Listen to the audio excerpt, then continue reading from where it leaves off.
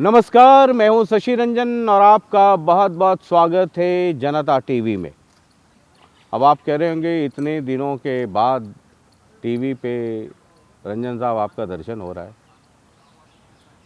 तो एक चुनाव हुआ, हरियाणा में तीसरी बार वही सरकार रिपीट हुई, 100 दिन का एजेंडा था। तो विपक्ष की तरह मैं भी बाहर बैठ करके 100 दिन देखता रहा कि सरकार की चाल, उसके घोड़े की चाल, मुख्यमंत्री, मंत्री, और फिर 100 दिन के बाद पहुंचा जाए।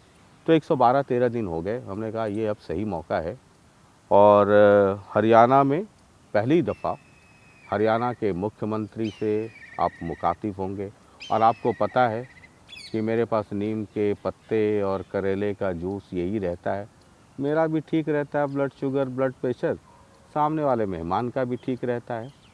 तो स्वागत कीजिए इस सुपर एक्सक्लूसिव और मुख्यमंत्री बनने के बाद ऑफिशियली पहला इंटरव्यू दे रहे हैं हरियाणा के मुख्यमंत्री नायब सिंह सैनी साहब। बहुत बहुत स्वागत है।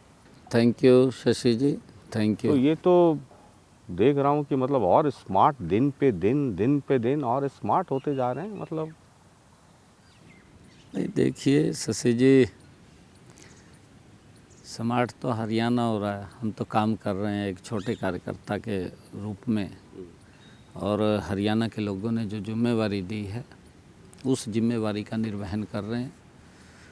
हमारी सोच है कि लोगों की समस्याओं का समाधान हो। धीरे धीरे करके हम उस तरफ बढ़ रहे हैं, गति से बढ़ रहे हैं। और हमारे हरियाणा के लोगों का मैं दिल से धन्यवाद करूंगा कि उन्होंने तीसरी बार नॉन स्टॉप हरियाणा में भारतीय जनता पार्टी के ऊपर बड़ा विश्वास किया है। आदरणीय मोदी जी की नीति हैं, आदरणीय हमारे डबल इंजन सरकार की नीति हैं, वो लोगों की अपेक्षाओं के ऊपर खरा उतरी है। ये 100 दिन में के बाद में ये सवाल इसलिए भी कर रहा हूँ कि जब आप पिछले टेन्योर में मुख्यमंत्री बने तब भी मैंने आपका इंटरव्यू किया था और 100 दिन तक मैं इंतज़ार करता रहा कि कुछ पूछने के लिए और समझने के लिए वक्त हो। ये तीसरी दफ़ा आपकी सरकार आ गई है ना, आप ले सकते हैं, हालांकि मेहमान हूँ मैं आपका, ये सीएम हाउस है लेकिन फिर भी। तो ये तीसरी दफ़ा आपकी सरकार आ गई, क्या आप देखते हैं की फैक्टर्स, अगर ये कहा जाए कि अगर आप उसको एनालाइज करें तो 3 क्या ऐसे की फैक्टर्स हैं? नहीं, देखिए शशि जी, ऐसा फैक्टर का विषय नहीं है। कांग्रेस ने लोगों के साथ झूठे वायदे किए, झूठे वायदे करके लोगों को शोषण किया, क्योंकि कांग्रेस के पास बोलने के लिए कुछ नहीं था। उन्होंने रस्सी का, एक कहावत है हमारे यहाँ हरियाणा में, रस्सी का सांप बनाना। कांग्रेस ने रस्सी का सांप बनाने की कोशिश की। लोग समझे भी कुछ नहीं है, क्योंकि उनका कार्यकाल देखा। कांग्रेस धीरे धीरे करके पूरे देश से बाहर हो रही है, और बाहर इस कारण हो रही है क्योंकि उसकी गलत नीति है। कांग्रेस को विचार करने की ज़रूरत है, क्योंकि कई चीज़ों से ग्रसित है कांग्रेस पार्टी। कांग्रेस बीमार हो चुकी है और उस बीमारी का इलाज वो कैंसर का रूप ले रहा है। तो एक कारण ये भी है कि वो निगेटिविटी या नॉन परफॉर्मेंस जब भी लोग देखेंगे तो सरकार की तुलना करेंगे। उनकी भी सरकार रही, आपकी भी सरकार रही। जब आप तीसरी बार आए तो 10 साल आपकी सरकार थी, उसके पहले 10 साल उनकी सरकार थी। तो एक तुलनात्मक दृष्टिकोण भी लोगों ये का लोगों ने रहता किया है। जी, लोगों ने ये तुलनात्मक किया कि 10 सालों में कांग्रेस ने क्या किया और 10 साल में 10 साल में बीजेपी ने क्या किया। उसके बाद लोगों ने मैंडेट दिया अपना। चलिए, ये आपके 100 दिन हो गए, आज तो 112-13 दिन हो गए। अगर आपसे मैं मोटे तौर पे पूछूं कि 5 बड़ी उपलब्धियां इन 100 दिनों में, हालांकि अभी तो आपको 5 साल तक चलना है, फिर 5 साल के बाद जनता के दरबार में जाना है। लोकतंत्र का यही खूबसूरती है। इन 100 दिनों में अगर आपसे मैं पूछूं कि 5 मेजर आपको लगता है कि ये अचीवमेंट रहा या उसकी नींव आपने डाल दी है ना, फल तो लगेंगे आस्ते आस्ते। एक तो शशि जी हमने बड़ा काम किया क्योंकि कांग्रेस ने इसका बड़ा विरोध किया। एक तरफ तो कांग्रेस ये बात करती रही कि बेरोजगारी है, दूसरी तरफ उन बेरोजगारों के लिए बाधा बनी कर खड़ी हो गई। ये आपने देखा है। मुझे ये बोलना पड़ा कि मैं सप्त बाद में लूँगा, पहले 25,000 युवाओं को मैं ज्वाइनिंग लेटर दूंगा। मुझे खुशी है इस बात की और मैं बधाई भी देता हूँ सभी जो हमारे सिलेक्टेड कैंडिडेट्स हैं उन सब को। और मुझे इस बात का भी गर्व है कि मैंने जो कहा मैं उसके ऊपर पूरा कर दिया। उतरा। चुनाव के पहले जो वादा किया आपने उसको वो पूरा किया। उसका जिक्र प्रधानमंत्री ने भी अपने भाषण में किया अभी पार्लियामेंट में। 25,000 युवाओं को मैंने पहले ज्वाइनिंग लेटर दिया, फिर उसके मैंने बाद साइन फिर किया। साइन किया। ठीक है। और जिस दिन मैंने साइन किया, एक वायदा तो वो पूरा किया, दूसरा वायदा वो किया कि मैं लगातार ये बात बोलता था कि हमारी सरकार आएगी 8 तारीख के बाद हरियाणा प्रदेश के सरकारी हॉस्पिटल मेडिकल कॉलेज के अंदर डायलिसिस फ्री हो जाएगी। डायलिसिस उसी दिन फ्री हो गई। ठीक है। और हमने एक बड़ा वायदा ये भी किया था वर्गीकरण को लेकर के। एक बहुत बड़ा विषय था, माननीय सुप्रीम कोर्ट के आदेश थे और वर्गीकरण को लेकर के जो वंचित समाज है, वंचित वर्ग है, उसके अधिकार उस तक पहुँच मिलना चाहिए। हमने उसको कैबिनेट में और फिर विधानसभा में हम लेकर के गए और उसको हमने पूरा किया। तीसरा हमने चौथा हमने किया है कि जो हमारे पट्टेदार किसान था, बड़े वायदे हैं ये जिसके अंदर बड़ी राहत मिली है। अगर हम युवा से लेकर के किसान और किसान से लेकर के हम वंचित समाज, ऐसे सब लोगों को हमने मजबूती से उनके हित में काम किए हैं। पट्टेदार किसान लंबे समय से मांग कर रहे थे और लिटिगेशन के अंदर थे कि हमें राहत मिलनी चाहिए। हमने कैबिनेट में लेकर के आए, फिर विधानसभा में लेकर के आए। हमने संकल्प पत्र में भी कहा कि पट्टेदार किसानों को हम उनकी जो भूमि है लंबे समय से जो उसके ऊपर काश्त कर रहे हैं, परंतु मालिकाना हक नहीं है, और मालिकाना हक देने का काम हमारी सरकार करेगी। और हमने वो किया, हमने उनको मालिकाना हक दिया। पांचवा हमने ये किया कि जो पंचायत भूमि के ऊपर मकान बना लिया था अवैध, क्योंकि कई परिस्थितियाँ बनती आते 50-60 साल पहले उसके सामने क्या परिस्थिति बनी थी, क्या नहीं बनी थी। उसने वो गांव के अंदर होता है कि यहाँ मकान बना लो, गांव के लोग भी उसमें सपोर्ट कर देते थे भी भाई यहाँ बना ले, लैंड नहीं है। कहीं गांव के गांव भी पंचायत भूमि के ऊपर थे, उनके ऊपर भी एक तलवार लटकी हुई थी। हमने उसको भी विधानसभा में ला करके कि 500 गज का प्लॉट उनके नाम कर दिया जाएगा जहां वो मकान है, मालिकाना हक दिया जाएगा। उनको भी दे दिया आपने, उनको भी दे दिया, ताकि उनकी मानसिक परेशानी हमेशा के लिए दूर हो गई है। ये हमने बड़े काम किए हैं। और इसके साथ साथ हमने जो काम किया है, जैसे हमने इसको भी कहा था, बड़ी तैयारी कर रखी है हमने कहा था कि हम 100 गज का प्लाट देंगे। वो भी हमने लगभग 100 गज के प्लाट की पूरी तैयारी कर ली है। और पिछला जो मेरा टेन्योर था, उस टेन्योर के अंदर मैंने ऐसे जो लोग थे उनके लिए हमने, उनके पास कागज़ और कब्जा नहीं था, वो दर की ठोकरें खा रहे थे, उन सब को मैंने पीछे 100 गज के प्लाट का मालिकाना हक, उनको कागज़ और कब्जा भी देने का काम हमारी सरकार ने किया। और आगे मैंने कहा कि मैं 100 गज का प्लाट और दूंगा। एक बड़ा काम जो हमने किया है, संकल्प पत्र में भी हमने कहा था, हमने ये कहा कि जो जिन परिवारों की आय 1,80,000 रुपये से कम है, ऐसे परिवारों को गैस का सिलेंडर 500 रुपये के अंदर उपलब्ध कराएंगे। आज उपलब्ध करा रहे हैं। 13 लाख से ज़्यादा ऐसे नहीं, वो क्या 500 रुपये में जो गैस सिलेंडर था, वो विधिवत तौर पे उसकी शुरुआत हो गई या अभी होनी है? नहीं, 13 लाख लोग उसके अंदर जुड़ चुके हैं। मतलब उनको, जैसे आपने डेटा में लोगों को जोड़ा, उनकी वो गैस सिलेंडर 500 रुपये में वो डिलीवरी शुरू हो गई या 10-20 दिन अभी लगेगा? चल रहा है, फॉर्मेलिटीज जा रहा है। दे अच्छा, रहे हैं, वो शुरू कर दिया दे रहे आपने। हैं। कोई किसी का नाम का वेरीफाई करना, किसी का अकाउंट वेरीफाई करना, क्योंकि हमने ये कहा था कि उसके खाते में जो ही वो गैस का सिलेंडर लेगा 500 रुपये कट करके ऊपर का पैसा हरियाणा सरकार उसके खाते में पहुंचा देगी। अभी तक 13 लाख परिवार उसमें जुड़ चुके हैं। मैंने अभी रिव्यू किया था, बैठक रिव्यू किया था अधिकारियों के साथ।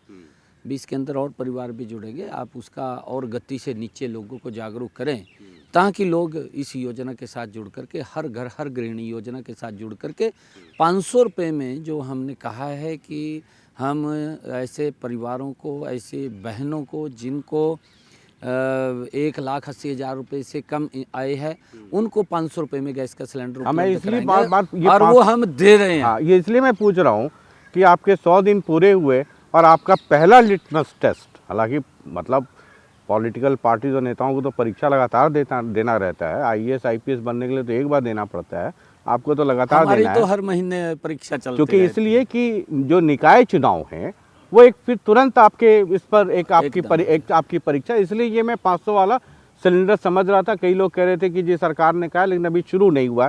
तो आप सामने हैं, तो ये मेरे पास ये भी था, जहन में था कि ये मैं पूछूंगा कि नहीं, शुरू हुआ कि नहीं हुआ। मैं आपको बता रहा हूँ कि 13 लाख परिवार इसके साथ जुड़ चुके हैं। और अभी मैंने जब 13 लाख परिवार हो गए थे, अभी 4 रोज पहले मैंने रिव्यू बैठक की अधिकारियों के साथ। मैंने कहा कि इसके अंदर और संख्या जोड़िए, कई लोगों को नहीं पता लगता इस बात के बारे में। 13 लाख परिवारों को ये 500 रुपये में गैस का सिलेंडर जा रहा है। अगर हम विपक्ष की बात करें, जो इधर उधर की बात करते थे, हिमाचल के अंदर कितने दिन सरकार को हो गए हैं कांग्रेस की, आज तक 500 रुपये का सिलेंडर नहीं दिया। और जो कहा, अच्छा, और 2.5 साल हो गए, आपने शुरू कर दिया, हमने आकर के शुरू कर दिया। ये पब्लिक रिकॉर्ड पर है। हाँ एकदम। बिल्कुल, हाँ? 13 लाख में कह रहा हूँ, 13 लाख लोगों को जा रहा है। आप रिकॉर्ड निकाल करके दिखाने का काम करें। 13 लाख परिवारों को 500 रुपये का गैस का सिलेंडर जा रहा है। अच्छा, और भी आगे बढ़ेगा जी। ये 100 दिन में तो ठीक है, मतलब आप लगातार ये सब कह रहे हैं। हालांकि मैं इसके आगे बढ़ूं तो मेरे जहन में अचानक ये सवाल, एक बात आ गई कि भूपेंद्र सिंह हुड्डा है, या जो आपको पता ना, बेइंतहा इश्क सिर्फ घर में नहीं, घर के बाहर भी लोग करते हैं। तो आपके प्रति अगाढ़, अब तो ऐसे भी 14 फरवरी आ रहा है, वैलेंटाइंस डे, तो लोग गुलाब का फूल लेके बाहर घूमते रहते हैं। कहते ये मुख्यमंत्री क्या है, ये तो हवा ही है, उड़न खटोले से नीचे उतरते ही नहीं है। ये तो हवा में ही, पता चला आज चंडीगढ़ में है तो 10 बजे फरीदाबाद पहुंच गए, तो 2 बजे जींद पहुंच गए, तो उधर फिर कुंभ नहाने चले गए, फिर लौट करके दिल्ली मनोहर लाल जी के यहाँ भेंट दे रहे हैं। ये तो हवा में ही रहते हैं, ज़मीन पे तो रहते नहीं है। और आप कह रहे हैं कि 100 दिन में हमने इतना काम कर दिया। देखिए, मैं अभी काम गनवा रहा था, आपने तो 5 पूछे हैं, मेरा शायद 8वां क्वेश्चन आपके सामने आ रहा है। हमने ऐसे परिवारों को, ये अपने संकल्प पत्र में भी हमने कहा था शशि जी, कि जिन परिवारों की आय 1,80,000 रुपये से कम है, ऐसे परिवारों की छत के ऊपर 2 किलोवाट का सोलर पैनल लगेगा। और वो सोलर पैनल आदरणीय प्रधानमंत्री जी ने जो PM हर घर मुफ्त बिजली योजना तो शुरू की है, उसके तहत 17,000 रुपया केंद्र सरकार, बाकी का पैसा 1,10,000 रुपये खर्च आता है, बाकी का पैसा प्रदेश सरकार देगी। और मुझे खुशी है, मैं आपको बताना चाहता हूं कि हमने इसके तहत लगभग 12,285 घरों की छतों के ऊपर 2 किलोवाट का सोलर पैनल लगा दिया। लग रहा है, अच्छा, लगना शुरू हो गया? शुरू नहीं हो गया, 12,285 लग चुके हैं, छतों के ऊपर लगा दिए हैं। इतनी गति से काम हो रहा है। और मैंने कहा कि इसकी गति बढ़ाइए, इसका भी रिव्यू किया था मैंने भी, इसकी गति बढ़ाइए, क्योंकि ये तीसरे टर्म की सरकार, नरेंद्र मोदी जी के नेतृत्व में डबल इंजन की सरकार, ये तीव्र गति से काम करेगी और तो कर ये रही सब है। फाइल वाइल ऊपर चॉपर में साइन करते हैं या देखते हैं, या नीचे उतर के करते हैं? नहीं, मेरे ख्याल जब से विपक्ष ने कहा कि ये हवाई हैं, हाँ, तो उड़न खटोले में रहते हैं, तो मैंने निकाला एक 10 दिन का आपका टूर प्लान। हमने कहा यार ये तो सही में मतलब बहुत ज़्यादा मूवमेंट रहता है इनका। तो ये सब फाइल ऊपर में ही मतलब रहते हैं, कभी जिंद के ऊपर से गुजर रहे हों, कभी रोहतक के ऊपर से गुजर रहे हों, कभी कुरुक्षेत्र के ऊपर से गुजर रहे हों, तो ऊपर से गुजर रहे हैं, अच्छा ये कुरुक्षेत्र वाला साइन करो भाई। नहीं, देखिए शशि जी, क्योंकि उस गति से उन्होंने काम नहीं किए, तभी तो बाहर बैठे हैं, तभी तो लोगों का विश्वास खो चुके हैं, क्योंकि लोगों को धक्के खाने पड़ते थे। आज धक्के नहीं खाने पड़ते। आज मेरी हर काम के ऊपर नज़र है, मेरा ध्यान है, और वही कारण है कि हर काम तीव्र गति से चल तो रहा है। टाइम मैनेजमेंट कैसे करते? मेरा पूरा हर उसके लिए टाइम मैनेजमेंट है। उनको तो ये दिखता है ना अभी उनको तो चौपर दिखता और है। उनसे कम उड़ता हूँ मैं, अच्छा। उनसे कम उड़ता जितना वो उड़ते थे। हाँ। और मैं आपको और बता रहा हूँ, हमने अपने इस संकल्प पत्र में भी कहा, समस्या समाधान शिविर लग रहे हैं, चल रहे हैं। अभी तक इन्हीं 100 दिनों के अंदर जो समस्या आई, 75,000 समस्याओं का समाधान लोगों का वहाँ किया गया इन समाधान शिविरों के अंदर। उसको हम हर रोज़ फॉलोअप भी करते हैं, देखते हैं कि कहीं किसी प्रकार की कोई अगर दिक्कत आती है या किसी का कोई काम नहीं हो, क्यों नहीं हो रहा हमें बताइए, अधिकारी बताते हैं। लगातार सरकार लोगों के हित के अंदर काम करना ये मेरी सरकार का दायित्व है। और हमने कहा भी है अधिकारियों को कि आप उनकी बात सुनिए, सुन करके उसका समाधान करिए, नहीं समाधान हो रहा है तो ऊपर भेजिए, हम बैठे हैं ना। अच्छा। उसका रास्ता निकालेंगे, इलाज करने के उसका लिए रास्ता निकालेंगे। ऊपर बैठे हैं। आप चुनाव के पहले भाषण देते थे ना कि बिल्कुल कर दो नहीं तो इलाज कर दूंगा। हैं? नहीं, देखिए अच्छा, मुझे ये लगे कि बताइए, गुड़ से भी मीठा जो आदमी मुस्कुराता है, हमेशा किलर स्माइल चेहरे पे रहता है, वो भी देखिए मन से कह रहा है कि काम कर दे वरना इलाज कर दूंगा मैं। नहीं, देखिए लोग इस बात से बड़े तंग थे। हमने अधिकारियों को कहा, मेरी भी ड्यूटी है, मेरी ड्यूटी है, रात के 12 बजे भी अगर कोई व्यक्ति आता है तो इसीलिए आता है, कोई समस्या होगी ना, मैं उठ करके सुनता हूँ ना उसकी समस्या, मैं सुनता हूँ। रात भी 12 बजे आया, रात मानेसर से कोई व्यक्ति आए, पहली बार आया, टाइम देख करके कहने लगा कि 12 बज रहे हैं। कहा धन्यवाद है जी मुख्यमंत्री जी, आप हमारी बात को सुनने के लिए आए। आपने जो इसका जिक्र किया, on a very serious note, बहुत गंभीरता से ये पूछ रहा हूँ, लोग बहुत उम्मीद लगा करके आते हैं, है ना। हर आदमी के काम करने का एक तरीका होता है। खट्टर साहब का अपना तरीका था, आपका अपना तरीका, हर इंडिविजुअल अलग अलग होता है। आपके यहाँ उधर दरबार, इधर ये उधर वो, जब भी आइए तो 400-500 लोग आपको खड़े मिल जाएंगे। लेकिन मेरी जो चिंता है ना, सरकार को लेकर करके, या जो मेरा सवाल है वो ये है कि चिंता तो आप लोगों को होनी चाहिए, सवाल मेरा है कि इतने सारे लोग जब आते हैं, अब प्रदेश में मुख्यमंत्री से ऊपर कोई नहीं है। मैंने आपको एक कागज़ दे दिया कि देखिए मुख्यमंत्री जी, ये मेरी तकलीफ़ है, ये मेरा काम नहीं हो पा रहा है, उसमें से कुछ हो सकता है गलत होगा, कुछ फर्जी होगा, कुछ प्लांटेड होगा, लेकिन कुछ लोग तो जेन्युइन दर्द वाले, जिनकी कहीं सुनवाई नहीं हुई, वो आ गया सीएम हाउस चंडीगढ़ कि भाई अब सीएम से ऊपर कौन है। आपने पर्ची ले ली उनकी, और उसका अगर काम नहीं हुआ, कई बार कई लोग कहते हैं कि ब्रह्मा विष्णु महेश तीनों उतर के पंचकूला में उनको कोठी दे दिया जाए और वो ऑपरेट करें, सरकार चलाएं, तो भी शायद 100% रिजल्ट नहीं दे पाएंगे। सरकार चलाना एकदम इंटायरली डिफरेंट चीज़ है। वैसे लोग, निराशा जब उनको लगेगी तो वो बहुत बड़ा आघात लगता है। इमोशनल आघात सबसे बड़ा होता है। अभी तो बहुत अच्छा लग रहा है, लेकिन वो आगे आपके लिए बहुत बड़ा दर्द का कारण, ये इस बात को आप समझते हैं ना? बिल्कुल मैं समझता हूँ। अगर कोई काम होने वाला नहीं है, मैं स्पष्ट रूप से बताता हूँ, भी कोई टेक्निकल दिक्कत है, और वो टेक्निकल दिक्कत तो फिर वैसे ही ठीक होगी, वैसे नहीं है, मैं बता देता हूँ, ऐसा नहीं है, बताता हूँ। और जो किसी की जेन्युइन समस्या, उसका समाधान भी हो रहा है, अधिकारी को बोलते हैं, अधिकारी मतलब आपके दरबार में आ गया तो इंश्योर कराना फिर आपकी ड्यूटी उसको बताते भी हैं। हाँ, उसको फाइल आ गई, उसको फ़ोन पे बताते भी हैं, आप अधिकारी को जा करके मिलिए, उसको बताते हैं, क्योंकि उसको चक्कर भी ना काटने पड़े। कई बार कोई टेक्निकल दिक्कत आती है, ठीक है, उसके टेक्निकल है अंदर या कोई कई बार ये कोई सोचता गड़बड़ी है, बहुत हाँ, सारे कई लोग बार गलत काम के लिए भी आते हैं। कई बार ये सोचता है भी मुख्यमंत्री है, यहाँ हो जाएगा, और उसका लीगल मैटर है, क्योंकि वो लीगल तो लीगल के तरीके से होगा, नहीं होगा उसको बताते हैं हम। देखिए ये ऐसे नहीं होता, जो काम है आपका जेन्युइन काम है, इसको वो ट्रैक होगा। कैसे करते हैं कि इतने सारे लोग आए, इतनी पर्चियां आई, इसमें वो इतने सिस्टम बना जेन्युइन रखा है हैं, मैंने वही सारा, पूरा सिस्टम, बिल्कुल सिस्टम बना हुआ है, उसको फॉलो अप करने के लिए फॉलो अप भी अधिकारी करते हैं। होंगे। बिल्कुल, मेरे पास उसकी जिनकी लिस्ट भी आती है। हाँ, मेरे पास, मैंने बताया ना भी 75,000 समस्याओं का समाधान किया, और मेरे पास पर्ची भी आती है, तो डेटा कंपाइल होकर आपके हाँ, पास आता बिल्कुल रहता है। आता है, मैं ठीक है। देखता हूँ। निकाय चुनाव आ गया है ना, 2 मार्च को पोलिंग है। आपकी मैराथन मीटिंग विधायकों के साथ, कोर कमेटी, ये सब शुरू हो गई। ये कितना बड़ा चैलेंज है? आप जो नहीं देखिए, मुस्कुरा रहे हमारे हैं, हमारे लिए हर चुनाव चैलेंज होता है, हाँ। हर बड़ा चैलेंज होता है। मतलब ये हम लोगों चुनाव का तो व्यक्तिगत तौर पे नायब सिंह सैनी मुख्यमंत्री बने, मतलब दूसरा टेन्योर मान लीजिए। खैर पहला वाला तो आपको एकदम मतलब उड़न खटोले में ही दिया गया, तो अभी तो अगला वो एक था। अब आप जीत करके आ गए, अब ये दूसरा है। बीच में दिल्ली पे भी चलेंगे, जहां आप गए थे वहां भी खूब आप दौड़ा किए, तो उस पर हम आएंगे बाद में। तो ये कितना बड़ा चैलेंज है नहीं, देखिए, नगर निगम, ये ऐसे ही बहुत देर से चुनाव हो रहा है, शेड्यूल टाइम से। नहीं देखिए शशि जी, हर चुनाव हम गंभीरता से लेते हैं, पार्टी पूरी गंभीरता से लड़ती है। छोटा चुनाव है चाहे बड़ा चुनाव है, उसको पूरी गंभीरता से लेकर के हम चुनाव को लड़ते हैं।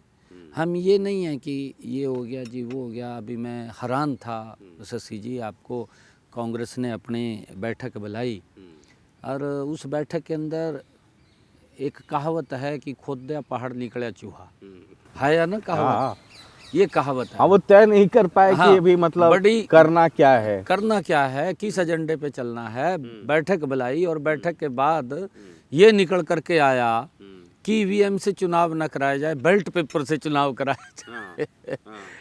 भाई आज ये भारत, ये मोदी का भारत है और ये दुनिया में उभरता हुआ भारत है, गति से बढ़ता हुआ भारत है।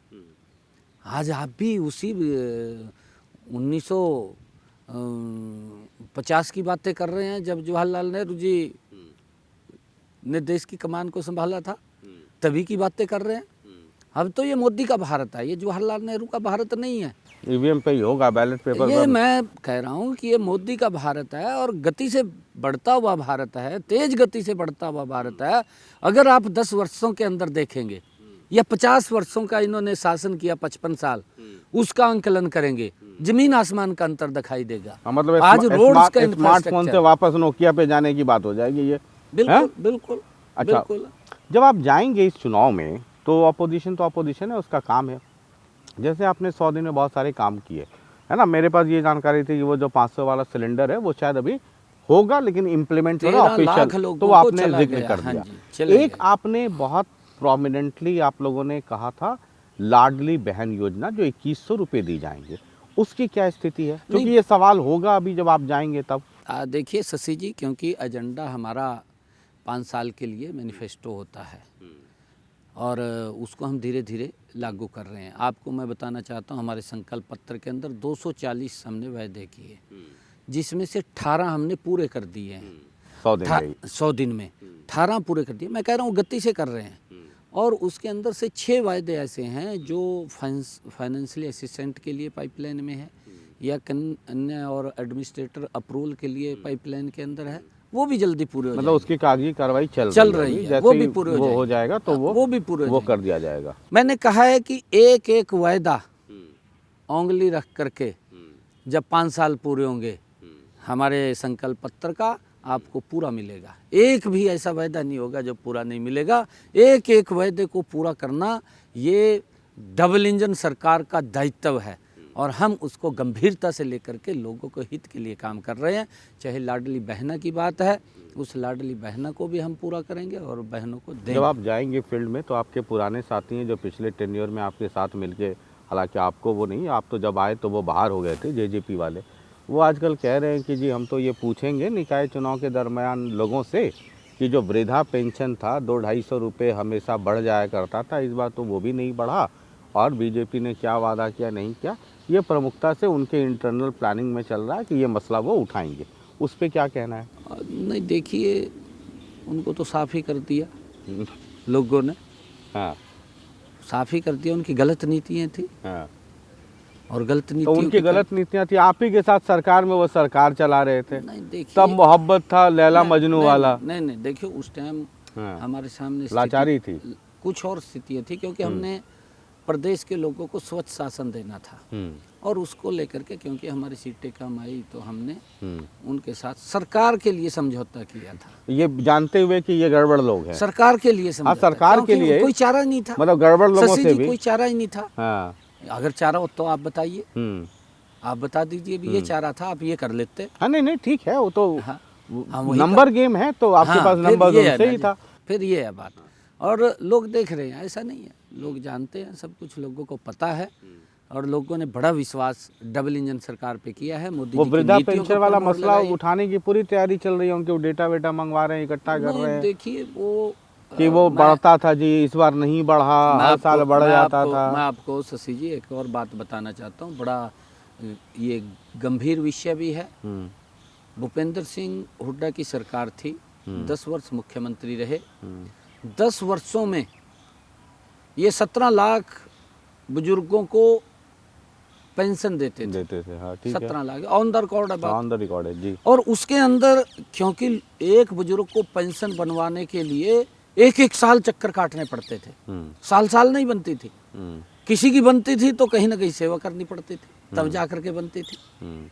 हमने इसको ऑनलाइन किया, 60 वर्ष का होगा ऑटोमेटिक उसकी पेंशन बन करके उसके घर चली जाएगी। क्या उसका लाभ मिला बुजुर्गों को, प्रदेश के बुजुर्गों को? उसका ये लाभ मिला। आज 34 लाख से ज़्यादा बुजुर्गों को सम्मान भत्ता मिल रहा है। कहीं जाने की जरूरत नहीं है, पेंशन बन करके घर चली जाएगी। सिस्टम का सुधार किया। और कांग्रेस के लोग बोलते थे, कहा ये पोर्टल की सरकार आ, पोर्टल बंद करेंगे, कर दिया ना, पोर्टल बंद कर देंगे। फिर पोर्टल बंद कर दिया ना, पोर्टल बंद कर दिया ना कांग्रेस का। जो कुछ और बचा वो भी बंद करने वाले हैं। वो भी बंद हो जाएगा। आपका पोर्टल चलता रहा, उनका होटल बंद हो गया। मैं कह रहा हूँ जी, वो भी बंद हो जाएगा। ठीक है, आपने ये बड़ी प्रमुखता से कहा और प्रधानमंत्री जी ने भी संसद में कहा, ये बड़ी बात है आपके लिए भी और हरियाणा के लिए भी, कि ना खर्ची ना पर्ची। और जो चुनाव के पहले हमने कहा था, हमने वादा पूरा किया। नायब सिंह सैनी जी ने कहा था कि मैं वो तब लूँगा जब इतने लोगों को ये नौकरी दे दूँगा। तो चलिए, वो तो एजेंडा पूरा हो गया। लेकिन यूथ से जो कंसर्न्ड मसला है, अगर मैं ये पूछूं कि अगले 5 साल का रोड मैप क्या है, वो तो वादा पूरा कर दिया आपने, लेकिन वो अंत नहीं होगा। अगले 5 साल, क्योंकि युवाओं की उम्मीद बढ़ गई कि भाई जो कह रहे हैं वो कर दे रहे हैं, तो 5 साल का रोड मैप क्या है नौकरियों को या रोजगार को लेकर? हमने शशि जी 2 लाख नौकरियां इस 5 साल में और देने की बात कही है। हाँ। हर साल नौकरी देंगे। हर साल हम वैकेंसीज निकाल करके युवाओं को बिना पर्ची बिना खर्ची के नौकरी देने का काम हमारी सरकार करेगी। उसका पूरा का पूरा एजेंडा हमने तैयार कर लिया है, उसमें कोई दिक्कत नहीं है। और ना किसी युवा को इधर उधर कहीं देखने की ज़रूरत है या किसी की तरफ झांकने की ज़रूरत है। वो मेहनत करे, मेहनत करेगा, आगे आ जाएगा। वो आप एक कहानी भी सुनाते हैं, अपने भतीजे वाली कहानी, कि भतीजा आ गया कि नौकरी, अब तो ताऊ मुख्यमंत्री हो गए। हमने कहा उसको, मैं कहा भाई पढ़िए, नौकरियां तो आजकल फ्री में मिल रही हैं, एकदम खुला खेल पर रुकाबादी है, फ्री पढ़ो में और मिल अपना रही ले लो। आप फार्म भरिए, आप तैयारी कीजिए, तैयारी करेंगे तो नौकरी मिल जाएगी। जब हम युवाओं की बात कर रहे हैं तो एक मसला बहुत गंभीर है जो अभी तुरंत का है, ये डोंकी का मसला है। पंजाब से लोग जाते थे, पंजाब से की 2 चीज़ें, एक तो ये डोंकी वाला और एक नशे वाला। अब ये हरियाणा एडजॉइनिंग एरिया, ये पूरा का पूरा रोग आहिस्ता आहिस्ता हरियाणा में लग गया। अभी जो लोग वापस लौटे हैं या जिनको अमेरिका सरकार ने वापस किया, वो आपका ही इलाका पड़ जाता है। कुरुक्षेत्र से आप MP रहे हैं, आप कुरुक्षेत्र के हैं, कैथल और करनाल, 33 युवकों को वापस लौटना पड़ा।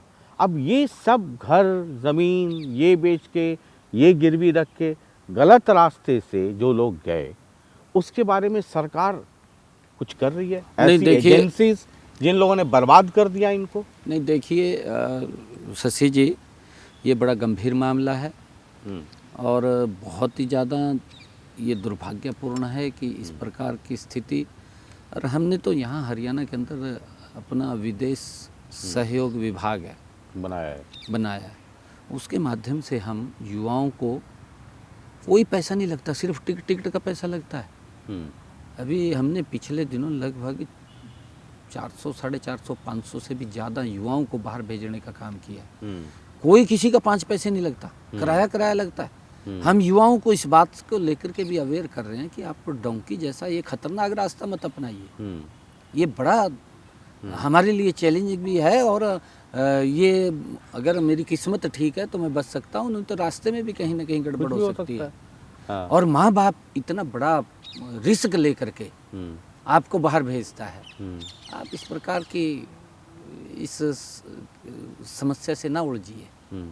आप एजुकेशन के माध्यम से जाइए, पढ़ाई के माध्यम से जाइए, आप कोई और हमारा जो विदेश विभाग है उसके माध्यम से जाइए। आप ठीक रास्ते से जाइए, जाने में दिक्कत नहीं है, परंतु गलत रास्ते से मत जाइए।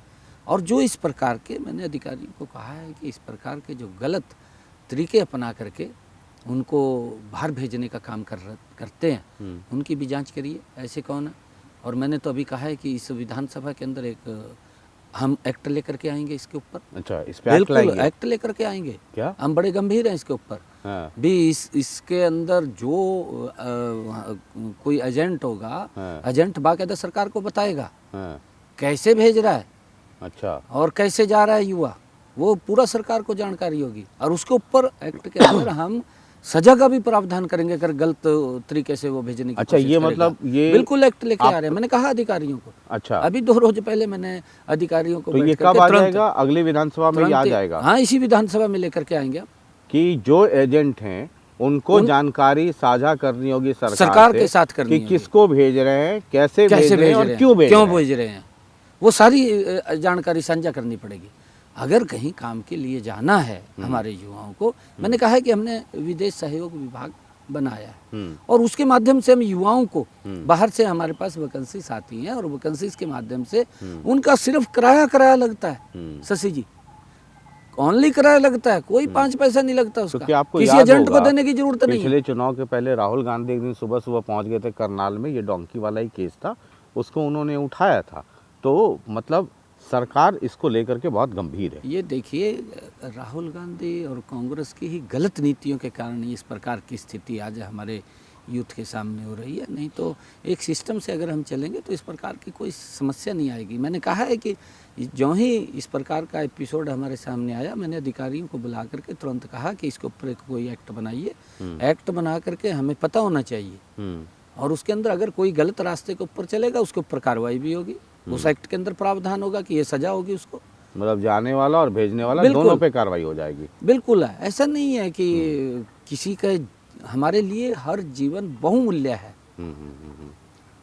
आप देख रहे हैं कि आदरणीय प्रधानमंत्री जी ने जब अभी कोरोना का समय आया, विदेशों से किस प्रकार से अपने लोगों को यहाँ लेकर के आए।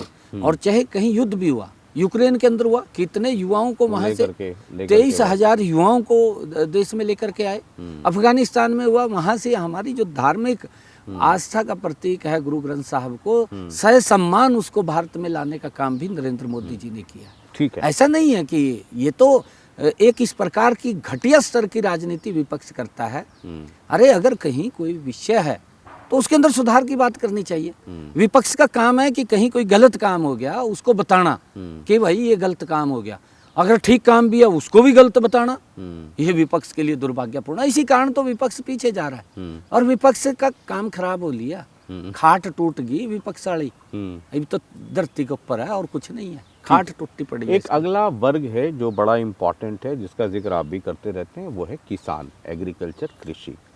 आप पूरे दमखम के साथ कह रहे हैं कि हरियाणा में 24 फसलों पर हम एमएसपी दे रहे हैं, ये पूरे हिंदुस्तान में कहीं नहीं है। आपके उधर वाले जो मोहब्बत करने वाले लोग हैं, रणदीप सुरजेवाला हैं, है ना, शैलजा जी हैं, अब किरण जी तो खैर इधर ही आ गई हैं, हुड्डा जी हैं, वो बोलते हैं कि भाई नारियल का पेड़ ढूंढो, नारियल चढ़ना है, नारियल पानी पीना है, क्योंकि उस पर एमएसपी मिल रहा है हरियाणा में, तो हम नारियल का पेड़ ढूंढ रहे हैं कि कहाँ कहाँ नारियल, कहाँ नारियल है कि हम उस पर एमएसपी ले लें, 2-4 नारियल भी लाओ भाई। यही तो बात है। हाँ, ये तो ट्वीट मास्टर है। रणदीप सुरजेवाला भी ट्वीट मास्टर है। ट्वीट तो करण जानता है, धरातल पे नहीं देखता क्या हो रहा क्या नहीं हो रहा। मैंने तो अभी जो आपको गिना रहा था, आपने कहा था कि 5 बड़ी उपलब्धियां बताइए। हमने प्रदेश के किसानों से अपने संकल्प पत्र में भी ये कहा, ये वायदा किया कि हम 100% फसल किसान की एमएसपी पर खरीदेंगे। हम खरीद रहे हैं, ये पूरा किया ना हमने। देश का पहला हरियाणा राज्य है जो किसान की 100% फसल एमएसपी पर खरीदता है, ये पहला राज्य है। परंतु ये तो ट्वीट मास्टर है, रणदीप सुरजेवाला भी ट्वीट मास्टर है। ना तो ये देखता है अभी क्या हो रहा है क्या नहीं हो रहा, चाहे गलत हो रहा चाहे ठीक हो रहा, ट्वीट कर दो बस। और यही शैलजा का काम है, हाँ। ट्वीट कर दो। हम्म। हुड्डा तो बेचारा शांत हो गया बेचारा। वो तो आपने शांत कर दिया। नहीं, मैंने नहीं और किया। रामविलास शर्मा जी ने कहा था ना जींद में एक बार मैंने हुड्डा नहीं जी किया। को, जब रणदीप सुरजेवाला लड़ रहे थे कि वो हुड्डा साहब कांटा निकल लिया, तो आपने उनका कांटा निकाल दिया, है नहीं, ना? नहीं, ये तो कांटा निकालो अभियान चल रहा है। नहीं, नहीं। अच्छा, ऐसा एक मसला ये आता है कि खाद में डीएपी को लेकर के, है ना, जब धान की का हो या गेहूं का हो, तो उस वक्त जो है थोड़ी किल्लत आ जाती है, मतलब थोड़ा हंगामा हो जाता है। उस पे कोई तरीका नहीं बन सकता कि उस पे पूरी तरीके से काबू, खास करके डीएपी में ये समस्या आती है। नहीं, देखिए शशि जी, खाद की कमी नहीं है कोई। हम्म। मैं तो धन्यवाद करूंगा आदरणीय नरेंद्र मोदी जी का हम्म। कि जिस उन्होंने डीएपी और यूरिया के ऊपर एक बड़ी सब्सिडी दे करके किसानों को बड़ी राहत देने आ का जाती है, काम लेकिन कर रहे हैं। 8 दिन 10 दिन वो जो है ना कोहराम मच जाता है। नहीं, देखिए ये कई बार विपक्ष इस प्रकार की अफवाहें फैला देता है, खाद नहीं है, खाद नहीं है। लोग एकदम कोई 10 कट्टे ले रहा, कोई 20 कट्टे ले रहा, अच्छा, जिसको वो आज की जरूरत भी out of नहीं है, stock कर दिया। वो आज की भी जरूरत नहीं है, उसको उसने 2 महीने के बाद जरूरत है तो आज ही चला जाएगा वो। ये इस प्रकार का खाद ही नहीं मिलेगा। ये इस प्रकार का एजेंडा कांग्रेस सेट करना जानती है। अच्छा। भी अफवाह फैलाओ, अफवाह फैला के लोगों को बरगड़ा दो। हम बार बार इस बात को लेकर के कह रहे थे, मैंने विधानसभा में पूरे आंकड़ों के साथ बात रखी। मैंने कहा कि पिछले टर्म के अंदर इतना खाद आया और अब तक इतना खाद आ चुका है, फिर कमी किस बात की? मान ले हम एक टारगेट रखते हैं भी पिछली टर्म में कितना खाद लगा था और वो खाद उतना पहुंच गया, फिर कमी कहाँ? अगर फिर उसकी लोग बात कर रहे हैं तो फिर और मंगवाएंगे। खाद की कमी नहीं है, आने में थोड़ा समय लग सकता है, क्योंकि अभी पिछले दिनों यूक्रेन का युद्ध हुआ और हमारे जो जहाज थे, जो समुद्री जहाज जो जहाँ से खाद लोड होकर के आता है, थोड़ा उनको घूम के आना पड़ा और उसके कारण से थोड़ी दिक्कतें। ये जो वो बॉर्डर खड़ी पे किसान बैठे हैं पंजाब वाले इलाके में, वो कितना परेशानी का कारण है हरियाणा वालों के लिए या हरियाणा सरकार के लिए? नहीं, देखिए हम हरियाणा के किसानों का पूरा एमएसपी पे हम फसल खरीद रहे हैं। हमारे किसान ऐसा नहीं है, वो पूरा सहयोग भी कर रहे हैं, उन्हें प्रशंसा भी की है। मैंने तो पंजाब के मुख्यमंत्री को ये कहा था कि आप उनके बीच में जा कर के आप भी बोलिए, कहते आपकी पूरी फसल हम एमएसपी पर खरीदेंगे, परंतु वो राजनीति उसके अंदर ढूंढ रहे हैं। अरे किसानों के साथ राजनीति करना दुर्भाग्यपूर्ण है। मैंने तो उनको कहा था कि आप इनके साथ राजनीति मत करिए। कांग्रेस ने राजनीति किसानों के साथ की, साफ कर दिए। कांग्रेस साफ कर दी ना आपके सामने। बोलते रहते हैं इधर उधर की बात, उनको गुमराह करते हैं, उनको बरगड़ा करके खड़ा कर देते हैं, परंतु किसान समझ रहा है कि कौन क्या कर रहा है, क्या नहीं कर रहा। अगर हम देखें प्रधानमंत्री किसान सम्मान निधि 2.5 लाख हजार करोड़ रुपया मेरे ख्याल से आदरणीय प्रधानमंत्री जी ने किसानों को प्रधानमंत्री किसान सम्मान निधि के माध्यम से पहुंचा दिया है। ऐसा नहीं है, इतनी गति से, इतना हर क्षेत्र के अंदर प्रधानमंत्री फसल बीमा योजना है।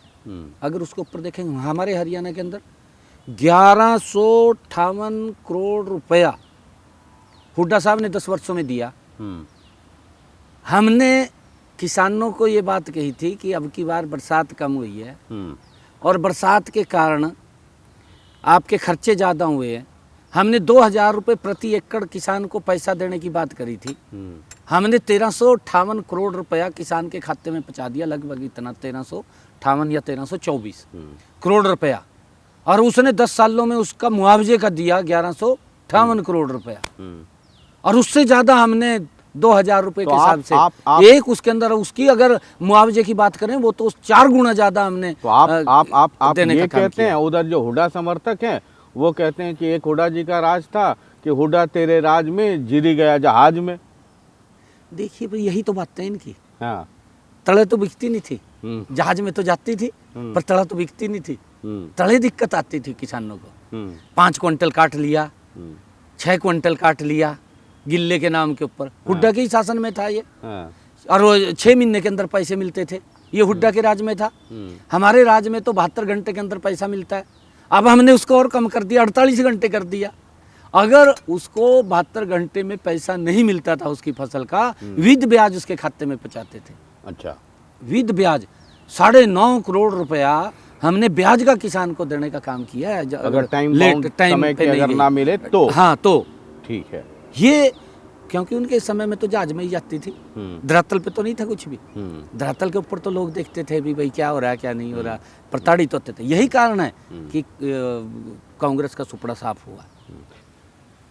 मैं ब्रेक पे जाने के पहले ये कह रहा था कि जैसे मोदी जी का अगर एग्जाम्पल लें तो वो अपने कैबिनेट का, मिनिस्टर्स का, डिपार्टमेंट का रिव्यू हर 3-4 महीने पे करते ही रहते हैं।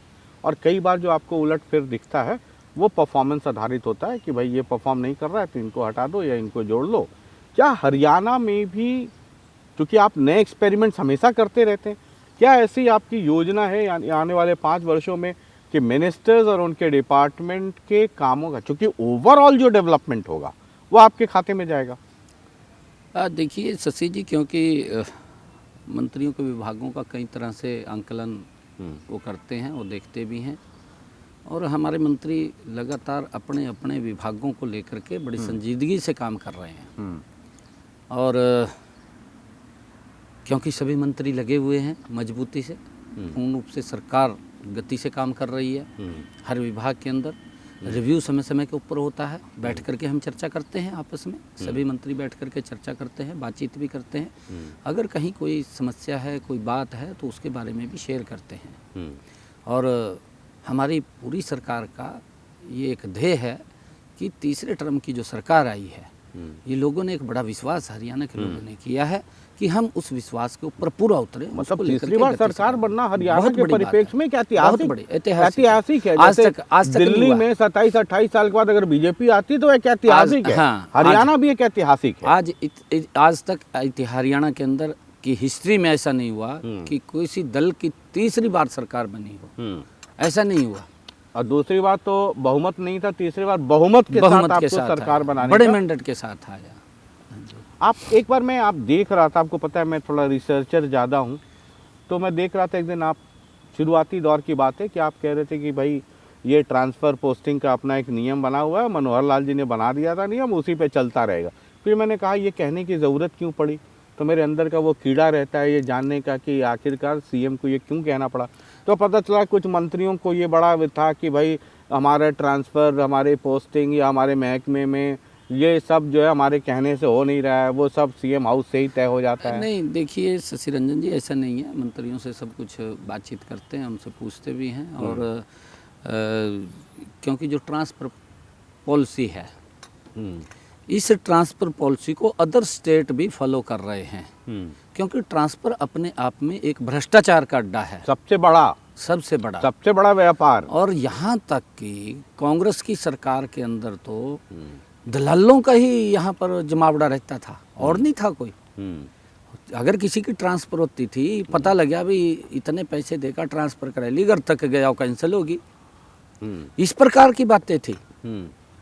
परंतु आज किसी व्यक्ति को इस भ्रष्टाचार के अड्डे को समाप्त करने का काम अगर किसी ने किया है तो ये मनोहर लाल जी की वो नीति है, वो योजना है, वो सोच है।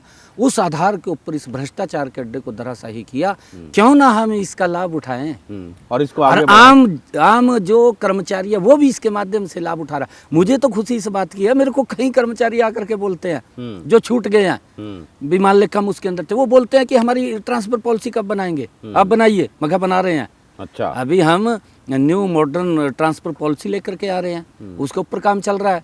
जल्दी ही हम उसको जो मॉडर्न ट्रांसफर पॉलिसी है उसको जल्दी ही लागू करने वाले हैं। एक खट्टर साहब के समय में जो बीजेपी के मंत्री या बड़े नेता या छोटे नेता जो थे बड़े वो रहते थे, उनसे खफा कि भाई साहब वो जो ब्यूरोक्रेसी है हमारी बात नहीं सुनती है। ये अब भी चला आ रहा है कि ब्यूरोक्रेसी हमारी बात नहीं सुनती है। ऐसा नहीं है। देखिए, ब्यूरोक्रेसी पहले भी बात सुनती थी, अब भी सुनती है। और मैंने स्पष्ट रूप से अधिकारियों को ये बात कहा है, हमारा कोई विधायक है, हमारा मंत्री है, हम ये बात नहीं सुनेंगे कि उसकी बात नहीं सुनेंगे। आप उनकी, क्योंकि पब्लिक के काम है और पब्लिक आती है उनके पास, आप उनके कामों को सुन करके उसका समाधान निकालिए। अच्छा, और सुनते हैं, ऐसा नहीं है कि नहीं सुनते।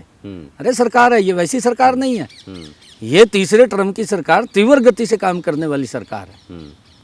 कई बार कुछ लोग बोलते थे कि भाई बीजेपी की चक्कियाँ पीसती तो बारीक है, परंतु धीरे धीरे पीसती है।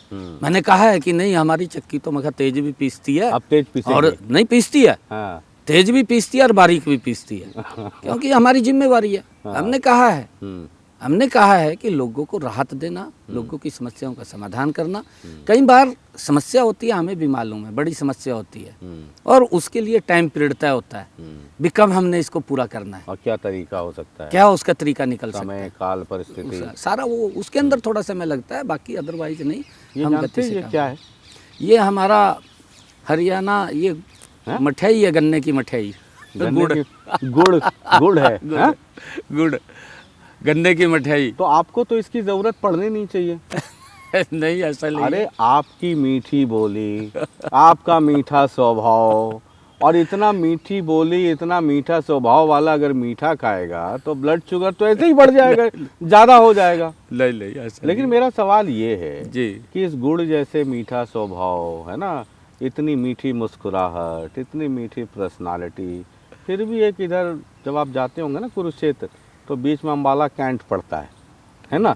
वहाँ एक विज साहब नाम के एक बहुत पुराने क्रांतिकारी नेता है, हमारे बड़े साहब हैं। वो तो आपके बड़े साहब जो हैं वो बड़े नाराज रहते हैं। नहीं, नाराज नहीं रहते। मैं अभी अचानक मेरे जहन में विज साहब आगे और सामने ये गुड़ दिखा और इधर आपकी मुस्कुराहट देखी। हमने कहा ये किलर स्माइल के बाद भी इतना मीठा स्वभाव भी, तब भी विज साहब बेचारे, मतलब उनको गुड़ खिलाते हैं या गुड़ के नाम पे कुछ और खिला देते हैं? नहीं, हमारे साहब हैं वो, बड़े क्यों नाराज रहते हैं वो? नहीं, हमारे साहब हैं बड़ों का दायित्व है भाई, छोटों को थोड़ा करड़े उससे बोल लें तो ठीक है, बोलते हैं। तो उनको कभी बुलाइए। नहीं, बुलाते हैं, मैं भी घर जाऊंगा ना। हाँ, मैं जाऊंगा कल, बल्कि मैं हमारी श्रीमती जी बात कर रही थी, मैं कहा दोनों चलेंगे। हाँ, साहब के घर पे। हाँ, और गुड़ जाएंगे अब मतलब आपको तो गुड़ ले जाने की जरूरत भी नहीं है ना। आप तो मुस्कुरा के, मैं तो कई बार सोचता हूँ कि जब कॉलेज में पढ़ते होंगे तो मुस्कुराहट ऐसी है कि लोग ऐसे ही फिदा रहते होंगे, और मेरे समझ से परे है कि मतलब इतना ये मीठी मुस्कुराहट, ये सब, उसके बाद भी दाढ़ी वाले बाबा बेचारे क्रांतिकारी नेता वो नाराज रहते हैं। नाराज वो भी कह देते हैं कि वो नीचे उतरे ऊपर से तब तो बात करूं।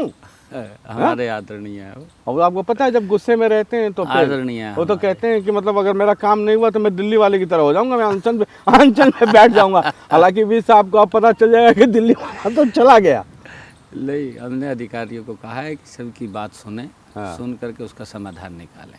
और आप जाएंगे पति पत्नी दोनों गुड़ का डब्बा लेके? बिल्कुल, आशीर्वाद लेने। चलिए, जब हमने वेद साहब की बात की और दिल्ली का जिक्र हो गया है ना, दिल्ली के नतीजे आ गए, ठीक है जी। तो 2024 में जब लोकसभा चुनाव हुआ तो जो 400 पार का नारा था वो घट कर करके 240 पे बीजेपी आ गई थी उसके अराउंड, है ना? तो बड़ा झटका लगा। लेकिन बीजेपी एज अ पार्टी को फिर मोराल बूस्टअप किया तो हरियाणा ने किया। पहली दफ़ा जहां एक भी एग्जिट पोल, एक भी ओपिनियन पोल नहीं था, और मैं आपको सुनता था पीसी में कहते दीजिए हमारी सरकार आ रही है, हमारी सरकार आ रही है। मतलब हालत तो ये हो गई कि उनका जो रथ वथ मंगवाया था एडवांस बुकिंग, वो सब बैरन खाली वापस लौटना पड़ा। शुरुआत यहाँ से हुई, फिर महाराष्ट्र भी मिल गया, अब दिल्ली में हरियाणा वालों की ज़बरदस्त ड्यूटी लगी। 32 सीटों की जवाबदेही तो हरियाणा वालों को सीधे तौर पे दी गई, पूरा हरियाणा उठा करके दिल्ली भेज दिया गया, और 14-15 सीटों की जिम्मेवारी तो व्यक्तिगत तौर पे आपको ही मिल गई कि घूमिए। मॉरल तरीके से, राजनीतिक तरीके से ये एक बड़ी उपलब्धि है, बड़ी जीत है। आप क्या कहेंगे? केजरीवाल ने पिछले 10 वर्षों से लगातार लोगों के बीच में झूठ बोला, उनको सपने दिखाए हैं, उनकी भावनाओं को उत्साहित किया है केजरीवाल ने, परंतु उनको ठीक नहीं किया। 10 वर्षों से जो बात बोलता रहता था कि मैं पानी दूंगा, स्वच्छ पानी दूंगा और फ्री पानी दूंगा, 10 वर्षों से दिल्ली के लोग गंदा पानी पीने के ऊपर मजबूर। दिल्ली के लोग, किस प्रकार का सर्प झूठ बोलने वाला व्यक्ति। ये तो कांग्रेस और केजरीवाल एक ही थैली के चट्टे बट्टे हैं, उसको निकाल लो, उसको निकाल लो, एक ही शक्ल है दोनों की। भ्रष्टाचार में दोनों एक से बढ़ करके एक है आगे। आप देख रहे हैं जहाँ कोई बचाव की बात आती है समझौता कर लेते हैं, और जहाँ बात नहीं आती एक दूसरे को गाली लग जाते हैं देने, एक दूसरे की जांच की बात लग जाते हैं कारण, एक दूसरे को पर आरोप लगाने लग जाते हैं कि ये इतना बड़ा भ्रष्टाचारी है, ये इतना बड़ा भ्रष्टाचारी है।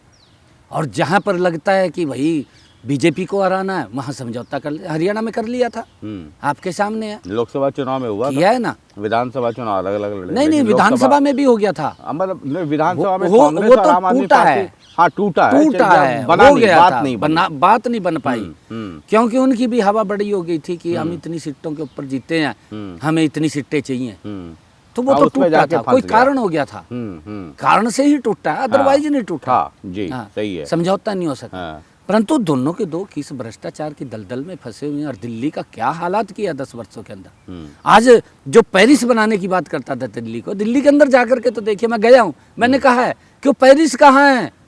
मैं देख रहा था अभी पेरिस कहाँ है जो केजरीवाल बोलता था, पेरिस तो दिखाई नहीं दे रहा। लोगों को किस प्रकार के सजबाग दिखाए, वो पानी जो गंदा पानी पीने के ऊपर मजबूर हो रहे हैं। वही केजरीवाल जो बोलता था कि हमारे दिल्ली से नाले गिरते हैं, यहाँ से गंदा, पीछे से तो पानी ठीक आ रहा। जो समस्या है हमारे दिल्ली की समस्या है, वो समस्या 10 वर्षों में ठीक नहीं हो पाई, और बढ़ गई, और गंदा पानी आ गया।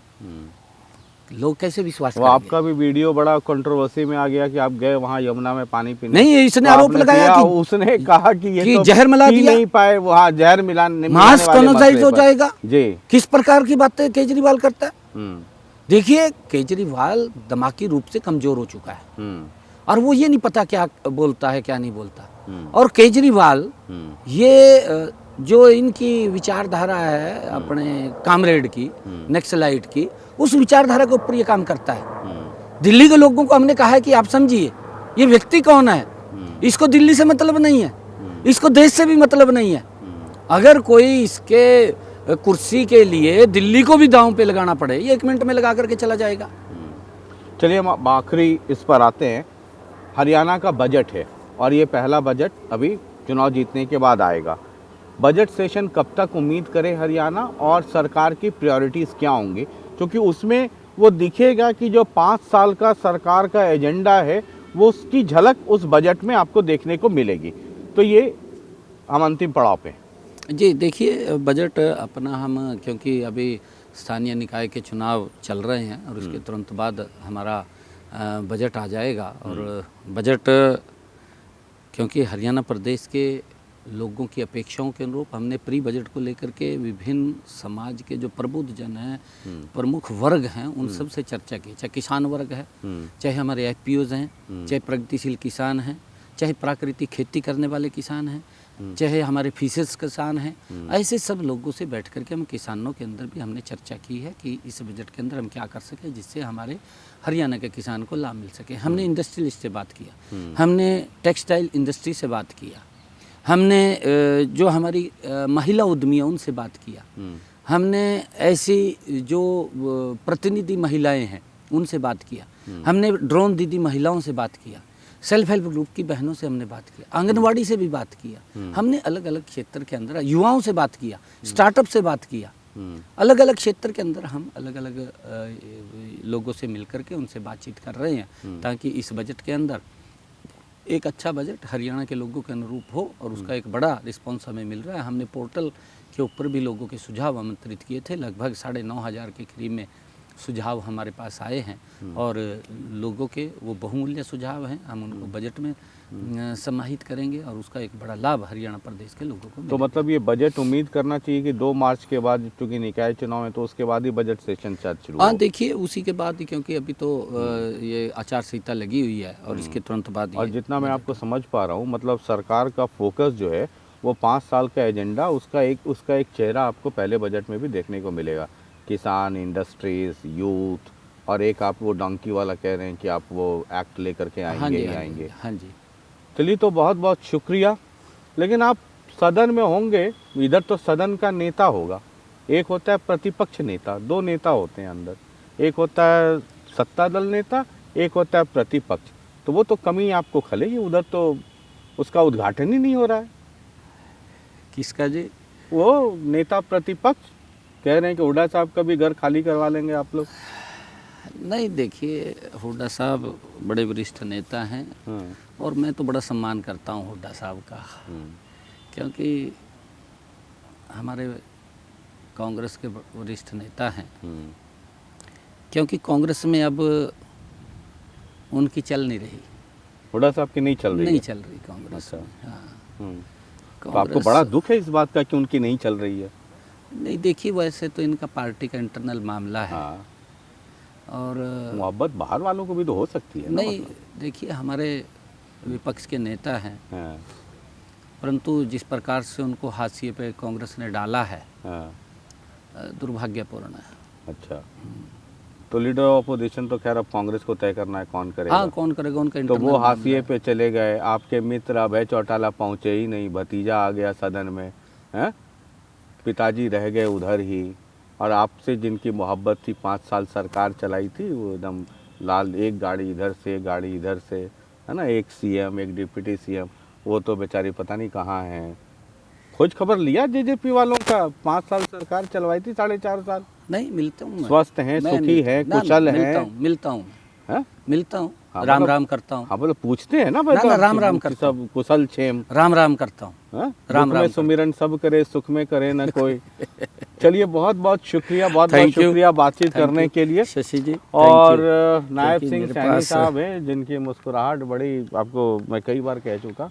बहरहाल ये पहला सुपर एक्सक्लूसिव इंटरव्यू था, और सरकार का क्या एजेंडा है, और मेरी बातचीत करने का एक बड़ा मकसद ये था कि मुख्यमंत्री जी से बात करके ये समझा जाए कि आने वाले 5 वर्षों का रोड मैप क्या है, इनके जहन में क्या है। प्रत्यक्ष अप्रत्यक्ष तौर पे ये समझने की कोशिश थी, और सबसे बड़ी खबर ये है कि डोंकी के मसले पर सरकार बहुत गंभीर है, और एक एक्ट इसी बात, जो सत्र आएगा बजट सत्र, उसमें सरकार लेकर आएगी। बहुत बहुत शुक्रिया, नमस्कार। और एक खबर ये भी है कि सैनी साहब और भाभी जी दोनों अम्बाला कैंट जाने वाले हैं, गुड़ का डब्बा लेकर के। सुना है उधर कुरुक्षेत्र ज़िले में कई इलाकों में अच्छी मिठाइयाँ बनती हैं, जो अम्बाला कैंट में मिलती नहीं है। देखिए, राजनीति है। बाद बाकी अपना ख्याल रखिए, और आपसे फिर मुलाकात होगी। बहुत बहुत शुक्रिया, नमस्कार।